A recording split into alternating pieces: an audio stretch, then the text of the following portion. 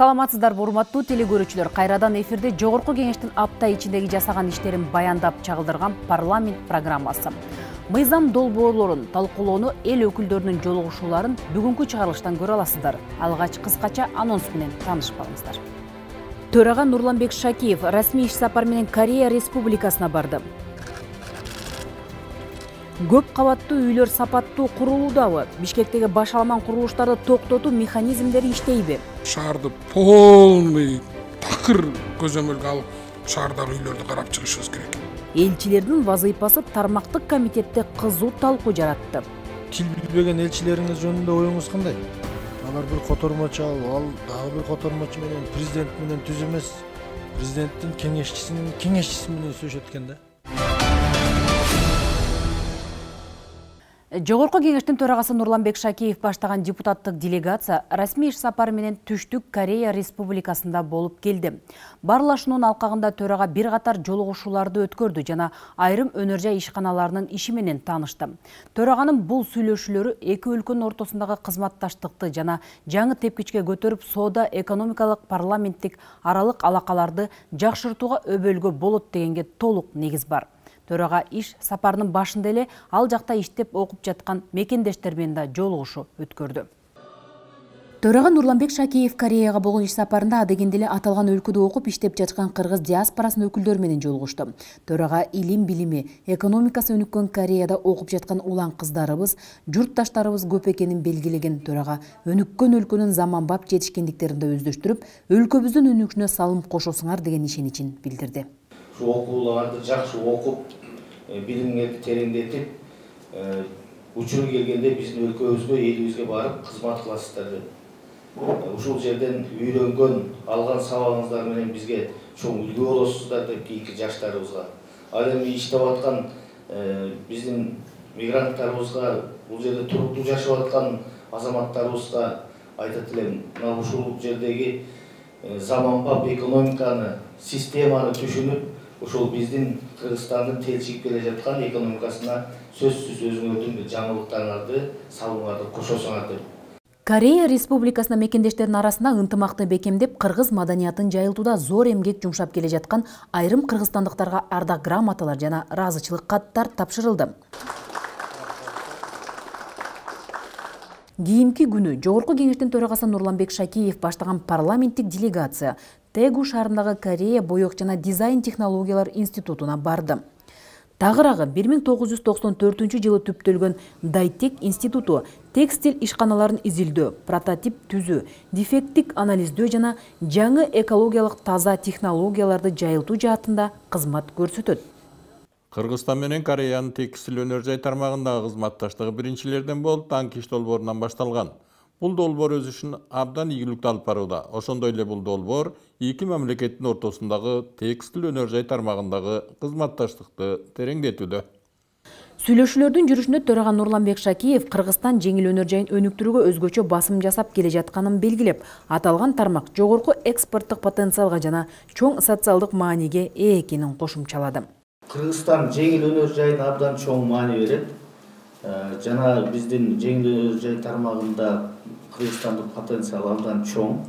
Биз ошол жеңил өнөр жайында өндүрүлгөн продукцияларды сыртка чыгарууга, экспорттко дагы биз бет алганбыз. Бүгүнкү күндө өз мүмкүнчүлүктөрүбүзгө жараша коңшу өлкөлөргө экспортко чыгарып атабыз. Ушул Дайтектин жардамы аркасында биз Кыргызстандагы бүгүнкү жеңил өнөр жайын дагы өркүндөтүүгө кызыктарбыз жана сиздер менен кызматташууга даяр экенибизди билдиребиз. Жакынкы жылдары Кыргызстанда санарип текстиль борборун түзүү боюнча $9 миллион долбоорду ишке ашыруу маселеси талкууланды. Ушул эле күнү Жогорку Кеңештин төрагасы Нурланбек Шакиев Корея Республикасында Кимёнг университетинде болуп, 1899 жылы негизделген окуу жайды көрүп, Кимёнг университетинин алдындагы Донгсанг медициналык борборунун ишмердүүлүгү менен таанышты. Акыркы жылдары Корея ушул медициналык алдыга жетишкендиктери менен таң калтырып, суктандырып, ошонун негизинде дүйнөнүн көпчүлүк элдери дал ушул Кореяга келип, дарыланып, ушул жерден шифа таап, ушул сиздерге алкыш айтып кетип атышат. Бул үчүн мен бүт Корея элине чоң ыраазычылык билдирем. Өз кезегинде Кимёнг университетинин ректору Шин Ил-хе эки өлкөнүн тарыхый байланышы терең экендигин белгиледи. 국가 간의 외교 정상화는 비록 31년 전에 이루어졌지만은 Албетте, эки мамлекеттин ортосундагы дипломатиялык мамилелердин түзүлгөнүнө 31 жыл болду, бирок тарыхый, маданий байланыштарыбыздын тамыры терең. Алакаларыбыз байыркы улуу жибек жолуна барып такалат. 와의 관계를 설명한다고 하겠습니다. Төраганын андан кийинки сапары Hyundai Motor Company өнөр жай ишканасынын Асан шаарындагы заводунда улантылды. Алсак, Hyundai Motor Company Түштүк Кореядагы дүйнөгө белгилүү ири автоунаа өндүрүүчү компания болуп эсептелет. Анда автоунаалардан тышкары поезддер, аскердик техникалар жана түрдүү өндүрүштүк жабдуулар чыгарылат. Сүйлөшүүлөрдүн жүрүшүндө дүйнөгө белгилүү бул компания менен өз ара кызматташуунун негизги багыттары талкууга алынды. Өз сөзүндө төрага Нурланбек Шакеев компаниянын Бишкектеги борбору ийгиликтүү иштеп жатканын эске салып, компаниянын филиалдарынын бирин Кыргызстандын аймагында ачып, завод куруу мүмкүнчүлүгүн да караштырууга чакырды. Андан соң жогорку кеңештин төрагасы Нурланбек Шакеев баштаган парламенттик делегация Соннам шаарындагы Miru Systems компаниясынын технологиялары менен таанышты. Аталган компания шайлоо бюллетендерин, баракчаларды жана жалпы идентификациялык карталарды даярдоочу заманбап принтерлерди чыгарат. Муну менен катар мөөнөтүнө мурда добуш берүүгө, жогорку ылдамдыкта бюллетендерди саноого жана сорттоого керектүү долбоорлорду ишке ашырат. Алар Кыргызстан баштаган дүйнөнүн көптөгөн өлкөлөрүндө колдонулуп келет. Biz ушул көз карандысызды алгандан кийинки жылдары, ушул 2015-жылга чейин бизде шайлоолордун өтүшү абдан татаал жана ызы чуу менен коштолуп келген. Анын себеби ушул добуштарды саноодо фальсификация, бир топ ушундай бир кемчилдиктерге жол берилген. Ошону ушул сиздер менен кызматташып, ушул техникалык жардам бергениңиздерден кийин сиздердин ошол маселе дээрлик жеңдик да ошол маселени. Бунун үчүн сиздерге өтө чоң ыраазычылык билдиребиз. 22 февралда Кыргыз Республикасынын Жогорку Кеңешинин төрагасы Нурланбек Шакеев Кореянын эл аралык кызматташтык агенттигинин президентинин милдетин аткаруучу Ли Юн Йонг менен жолугушту. Койка тарабынан бардык багыттар боюнча системалуу жардамдар көрсөтүлүп жатканын айткан Нурланбек Шакеев, анын ичинен Кыргызстандын шайлоо системасын жакшыртуу жана Жогорку Кеңештин техникалык базасын чыңдоо жаатында долбоорлор туурасында кеп кылып, эл аралык кызматташтык агенттигине ыраазычылык айтып, алдыдагы жылдарга пландалган долбоорлорго токтолду. 24-жылга карата мамлекеттик башкаруу, санариптештирүү, жашыл экономика жана экология, айыл чарба, саламаттык сактоо, социалдык камсыздоо жана коопсуздук тармактарындагы жалпысынан 34 долбоордун тизмесин жөнөткөнбүз. Мен ойлойм, ушул жаатта жөнөтүлгөн долбоорлор койка тарабынан колдоого алынып, жакынкы келечекте ишке ашырабыз деп үмүттөнөбүз. Алсак 1991-2021 жылдар аралыгында Кореянын эл аралык кызматташтык агенттиги аркылуу Кыргызстанга 55 миллион АКШ доллары бөлүнгөн. Ал эми 2022 жылы жалпы суммасы 48 миллион долларлык долбоорлор каржыланган.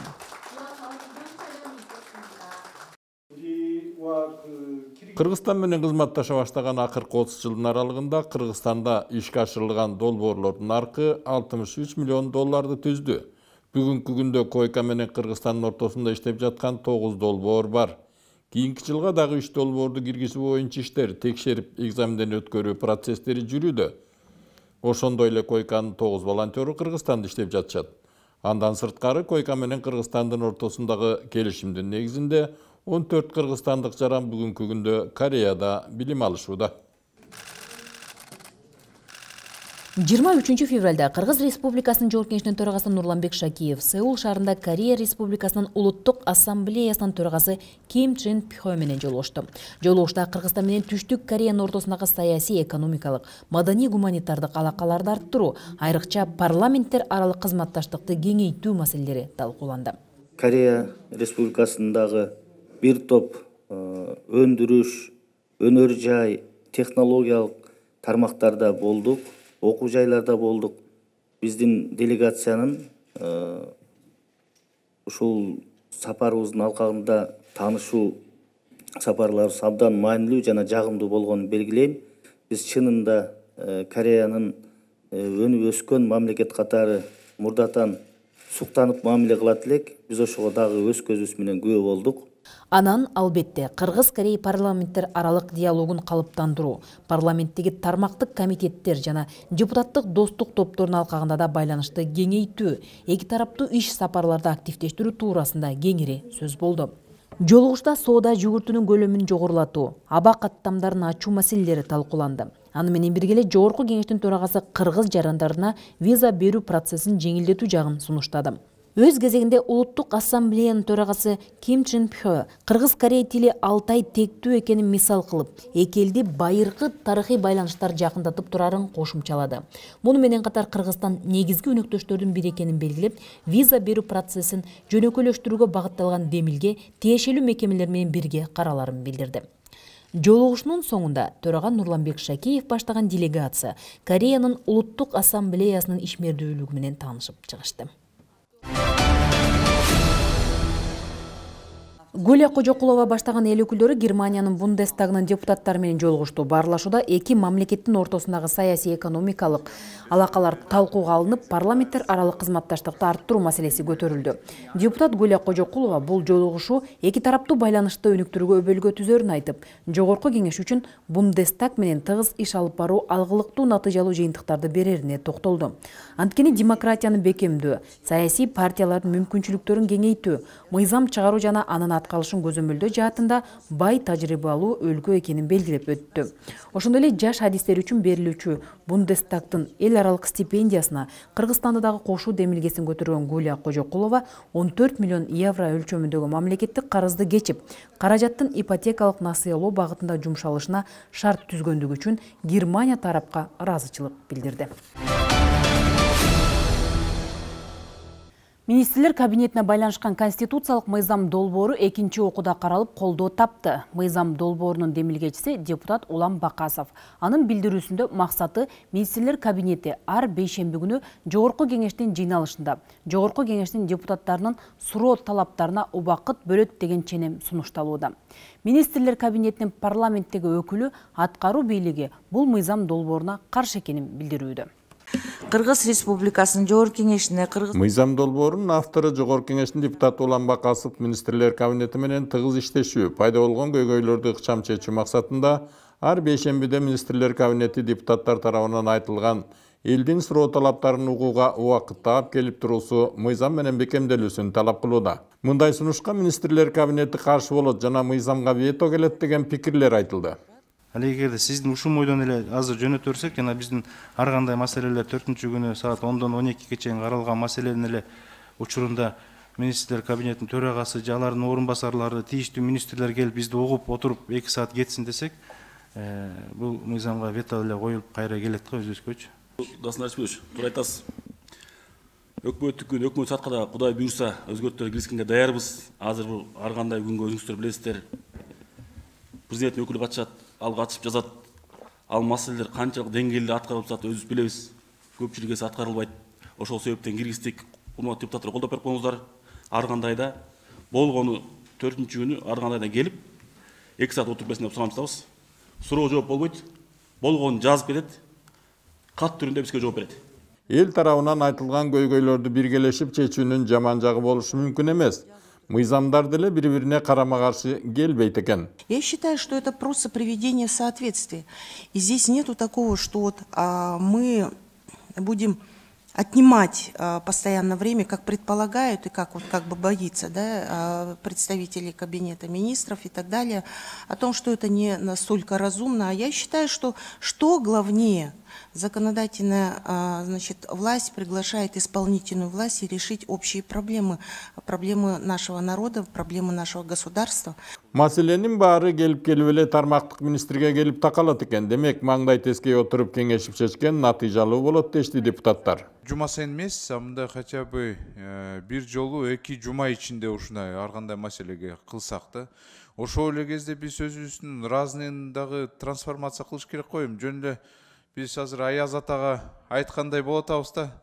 Ошо 2 саат ичинде Алмаз Акылжановичке ар кандай маселени көтөрөбүз. ал жазалат, анан бизге жооп келет. Акча жок, каражат жок. Андан көрө лучше сразу жоопту алган жакшы да. Убакты коротпой, кагазды коротпой, чиновниктерди жөнүндө жүдөтпөй, отписканы кылбай. Ошондуктан бир жолу 2 жума ичинде болсо, анда жакшы болот эле да. Ар түрдүү маселеде көтөргөндө өзүбүздүн бир проблемабызды көтөрбөйбүз. Ушу кыргыз элинин, биздин шайлоочулардын бир муктаждыгын көтөрөбүз да. Көпчүлүк учурда бузук телефон болуп калышы мүмкүн да. Биз айтабыз, Алмаз Акмыржанович жазат, ал кат жөнөтүлөт, ортодо ардемке болушу мүмкүн. Азыр Дастан Далбаевич айткандай эле, эгер ордунда ооба же жок деген жоопту алсак, бул эң туура болот да. Биз шайлоочулардын астында дагы, мына Кабминдин астында дагы эң негизгиси канчалык биз тезирээк кабинет министрлери менен биргеликте, өкмөт менен биргеликте жолугушуп бир багытта иштесек, Кудай бурса жакшы ийгиликтер болот дейм да. Министрлер кабинетинин өкүлү депутаттардын пикирине каршы болду. Biz Юстиция министрлиги, Финансы министрлигин, Экономика министрлигин, Ички иштер, Тышкы иштер, улуттук коопсуздук министрликтеринин позициясын эске алып, бул мыйзам долбоорун максатка ылайыксыз деп эсептейбиз. Кабинет министринин башчысынын, же болбосо министрлердин, ар бир министрдин жок дегенде 4 замы бар. Эмне үчүн бир айда 2 жолу келип, ошол жерде ар бир депутаттын көйгөйлүү маселесин ордунда чечкенге болбосун. Бул мыйзам өзгөртүүсү ошого гана такап атат. Туура айтамбы Улан Болот Бекович? Ошентип депутаттардын басымдуу көпчүлүгүнүн добушу менен мыйзам долбоору колдоого алынды. Жогорку кеңештин эл аралык иштер, коргоо, коопсуздук жана миграция боюнча комитети Тышкы иштер министрлигинин өткөн жылдагы аткарган иштери тууралуу маалымат алды. Министр Жээнбек Кулубаев өзү жетектеген мекеменин 2022 жылдагы иши, элчилердин милдети, өлкөгө тартылган инвестициялар тууралуу баяндама жасады. Министрликтин ишмердигинин негизги милдеттерине токтолгон министр дипломатиялык кызмат органдарынын иши 3 негизги багыт боюнча жүргүзүлөрүн белгиледи.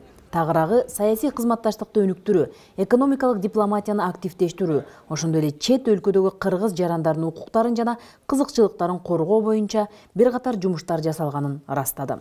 Чет өлкөдө жашаган биздин жарандардын укуктарын жана кызыкчылыктарын коргоо боюнча үч тарапта биздин борбордук аппарат жана биздин чет өлкөдөгү элчиликтер жана генералдык консулдуктар өзүнүн иштерин жүргүздү.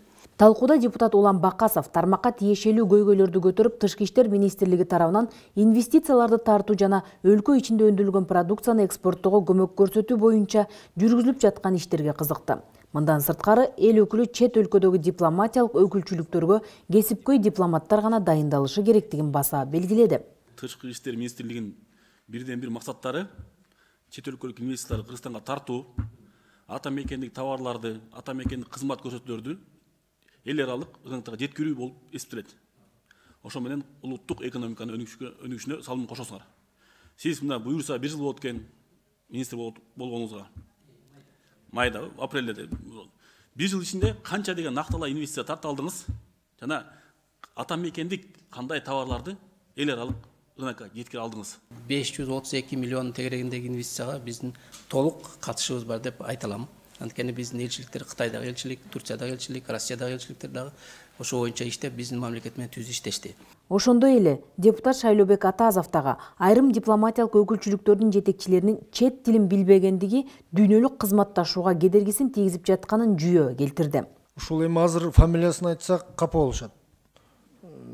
Тил билбеген элчилериңиз жөнүндө оюңуз кандай? Алар бир котормочу, ал дагы бир котормочу менен президент менен түз эмес. Президенттин кеңешчисинин кеңешчиси менен сүйлөшөт экен да. Саясий дайындалуу да бар да. Ошондуктан эгер саясий дайындалуу тили жок болсо, чындыгында бир топ ишинде оорчулук болушу мүмкүн. Анткени тил билиш бул биринчи коммуникация. Депутат Россия Федерациясы менен түзүлгөн келишимдин аткарылышын тактады. Россия Федерациясы бизге 10 мектеп курмак экен. Тажикстан менен бир учурда түзүлүп турдагы келишим, Тажикстанда 10 мектеп курулуп, аларга кошумча Россиянын эсебинен акчасы которулуп, акча төлөп берип, мугалимдери менен кошо иштеп атыптыр. А бизде бир да мектеп курулу элек. Жок, бул боюнча мен оюмча уже 1,5 жылдан бери иш жүрүп атат. Анткени мен дагы булга өзүм катышкан болчумун. азыр сөз 9 мектеп боюнча келишим боюнча сүйлөшүп атабыз. Чет мамлекеттердин түзөтүү мекемелеринде жазасын өтөп жаткан кыргызстандыктарды экстрадициялоо боюнча иштүү күчөтүү зарылчылыгы турат. Ошол Россия Федерациясында абакта отурган эми ар кандай себептер менен отурат да, ошолорду которуу боюнча бир топ жарандар, ата-энелер, айрыкча энелер ыйлап келип бизге кайрылышып атат да. Ушу боюнча кандай иш-чара жүргүзөсүздөр? Сизге мындай толук маалымат берип кетейин. Анткени бул иш боюнча дагы президенттен чоң тапшырма алганбыз. Азыр Генеральный прокуратура, жогорку сот, анан МИДтин ичинде иш группа түзүлгөн. Анан ошо особенно Россия менен Казакстанда азыр ошонун баарын мониторинг кылып иштеп атабыз. Комитет төрагасы Улан Примов эмгек мигранттарынын укуктарын коргоо, аларга жардам көрсөтүү, кайрылууларын ыкчам кароо боюнча ишти жүргүзүү максатында Кыргызстандын Россиядагы элчилигине кошумча штаттык бирдиктерди ачып берүүнү сунуштады. Себеби дегенде штат жетишпейт. Москва жана Москва областында бүгүнкү күнү официалдуу эмес 800 миңден ашуун биздин жарандарыбыз бар экен. Москва шаары жана Москва облусунда. Андан кийин ошол ар бир штат бирдик ал жерде чындыгында аябай зарыл. Мына жаңы жылдын астында өкмөт тарабынан чечим кабыл алынган деп атасыз. Азыр 2023 жылдын 2 айы бүтүп кетип атат. Дагы эле 6 штат толук кандуу бериле элек иштей элек. Качан бүтөт? Ушу 5-күнгө чейин мен бүтүрүп берейин. Имараттардын жана курулмалардын сейсмикалык коопсуздугун камсыз кылуу жана алардын жер титирөөгө туруктуулугун жогорулатуу боюнча чаралар жөнүндөгү маселе транспорт, коммуникациялар, архитектура жана курулуш комитетинде талкууга алынды. Анда жаңа курулуштар боюнча көзөмөлдү күчөтүү, турак үйлөрдүн жана жер титирөөдөн туруктуулугун аныктоо, тоскоолдуктарды жоюу боюнча кеңири сөз болду. Архитектура, курулуш, турак жай коммуналдык чарба агенттигинин директору Мырзабек Жипаркуловдун айтканына караганда, акыркы убактарда Баткен облусу боюнча эле 182 объект сейсмикалык текшерүүдөн өткөн. Андан бери эч кандай деле иш жүргөн эмес. Жер титирөөгө туруктуу курулуштар институтунун жабдуулары эскирген. Заманбап жабдуулар жок кесе, ошол эле учурда курулуштардын бышыктыгын текшерүү үчүн каражат жетишпейт. Турциядагы окуяларды эске алуу менен бирдикте шаарды полный такыр көзөмөлгө алып шаардагы үйлөрдү карап чыгышыбыз керек. Түркиянын мисалын караганда куюлган бетондор упурап түшүп жатат. Ошол куруучу компаниялар бетон куюп атканда алар атайын ошол лабораторияга билесиз, атайын образец жасап коет, ошону жөнөтөт лабораторияга. Ал не соответствует деп чыгарып коет. Бирок куйган бетон эч качан бузбайт. Алар келип ошол жактагы адамдар менен сүйлөшүп өздөрү ошол каалагандай кылып чечимин чыгарып алат. Жер титирөөгө кайсы бийик кабаттуу үйлөр, имараттар туруктуу экендиги боюнча анализ жок. Шаардагы имараттар, салынган имараттар 8-9 балды чыдайт деп айтып калдыңар да. Анан бул эмне анализ жүргүздүңөрбү? Кантип? Негизгиси жаңы курулуштарды анализ кылынган жок. Себеби ал долбоор түзүлгөндө ошол 8 балл болсо 8 балл, 9 балл болсо 9 балл, ошого эсептеп, ошого бүт бардык нормага тууралап туруп чыгарат. Ал экспертиза өтөт. Экспертиза өткөндөн кийин уже сейсмостойкий деп саналат да. Тектоникалык жаранка бар экени жакшы маалым, бирок турак үйлөр каз-катар салынууда. Мен bir жылда мурда силерге маселе койгом. Анда башка жетекчилер болгон, башка архитектор болгон. Тектонический разлом деген каяка жоголуп кетти. Эмне үчүн ал жакта стройка толук кетип баратат? 18-жылы өкмөт акча берип, институт сейсмология ошол тектонический разломдун картасын кайра жасап чыгып берди. Карта жасап чыгып, ошолеки канча зона влияниясы бар, ошонун баарын тактап берди. Ошол такталган картанын негизинде курулуштук ченемдик иштелип чыкты. Курулуш тармагына кичине тартип киргизбесек болбой калды. Кайсы жерде болбосун, мына өзүбүз бардыбыз билип эле жооп бергенде да айтып атабыз ушунун баарын. Бүт бардык жерде мындайча айтканда орусча айтканда бардак да. Мен мына курулуш компаниялар боюнча токтолгум келип атат. Азыр интернетте ачсаңыз, биринчи уровендеги лицензия, экинчи уровендеги лицензия, үчүнчү уровендеги лицензия барды сатылат да. Мына гражданский строительство деген мурун мамлекет өзү көзөмөлгө алчу эле. Чынын айтканда курулуштун сапаты боюнча суроолор арбын. Биринчиден курулуш компания өзү заказчик, өзү автор проектта, өзү технадзор болуп атат. Туура. Силерге факты түрүндө ошол эле бетондун же болбосо арматуранын испытание өткөн эле протоколдор эле берип атат. Силер ошону карадыңар?